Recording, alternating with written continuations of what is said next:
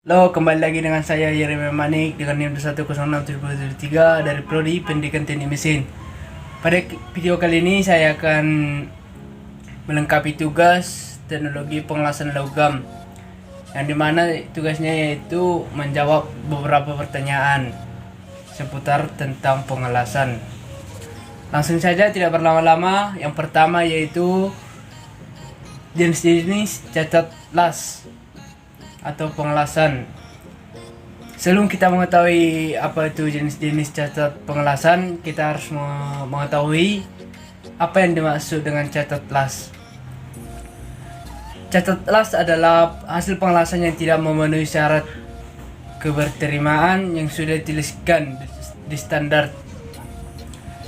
Penyebab cacat las dapat dikarenakan adanya prosedur pengelasan yang salah, persiapan yang kurang, dan juga dapat disebabkan oleh peralatan serta konsumel yang tidak sesuai standar.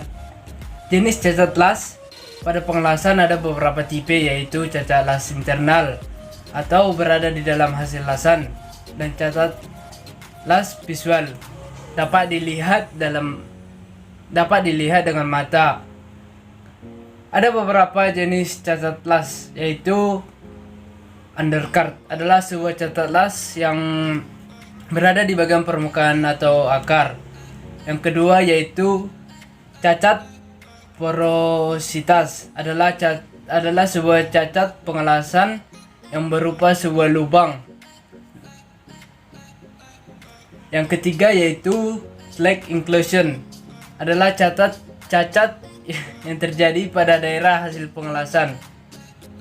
Yang keempat itu included penetration atau IP adalah sebuah cacat pengelasan yang terjadi pada daerah root atau akar las.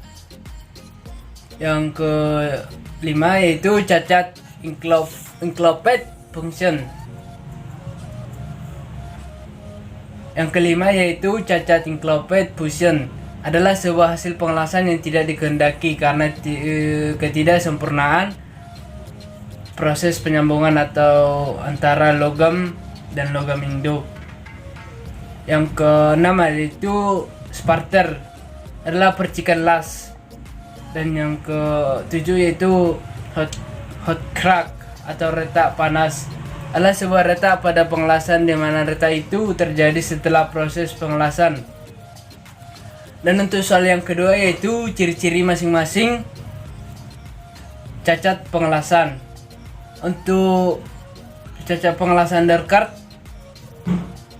yaitu jenis cacat pengelasan ini dapat terjadi pada sebuah sambungan las, baik fillet, butt, dan lap crowner dan egg joint, yang dimana bentuk cacat ini seperti cerukan yang terjadi pada base metal atau logam induk.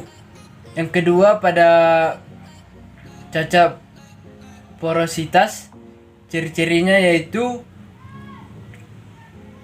pengelasan yang berupa sebuah lubang-lubang kecil pada weld metal atau logam las. Yang ketiga slag inclusion yang terjadi pada daerah lasan. Yang keempat yaitu cacat las tungsten inclusion, pengelasan yang diakibatkan oleh mencairnya tungsten pada proses pengelasan, kemudian melebur menjadi satu dengan weld metal. Yang kelima yaitu cacat included fusion, ciri-cirinya yaitu tidak dikehendaki karena ketidaksempurnaan proses penyambungan. Dan yang kelima yaitu sparter, yang mana ciri-cirinya yaitu percikan las. Sebenarnya jika sparter dapat dibersihkan maka tidak termasuk dengan cacat. Selanjutnya soal yang ketiga yaitu cara mengidentifikasi cacat pengelasan. Jika kita ingin mengetahui defek atau cacat pengelasan internal, maka kita harus memerlukan alat uji seperti ultrasonic test dan radioterapi test untuk pengujian las yang tidak merusak. Dan untuk yang soal keempat yaitu penyebab cacat las. Ada beberapa penyebab cacat las. Yang pertama yaitu material yang digunakan tidak tepat. Yang kedua, bentuk pengelasan tidak sesuai. Yang ketiga, metode yang digunakan tidak tepat. Dan yang keempat, pilar metal yang digunakan tidak sesuai dengan IPS. Dan soal yang terakhir yaitu cara menanggulangi cacat hasil pengelasan. Ada beberapa cara yang dapat digunakan untuk menanggulangi cacat pengelasan, yaitu pastikan lasan benar-benar bersih dari slag sebelum mengelas ulang. Yang kedua, amper disesuaikan dengan prosedur. Dan yang ketiga, busur las disesuaikan. Dan yang keempat, sudut pengelasan harus sesuai. Yang kelima, sudut kampu lebih dibesarkan 50-70 derajat. Jadi sekian video dari saya untuk melengkapi tugas pengelasan. Sekian dan terima kasih.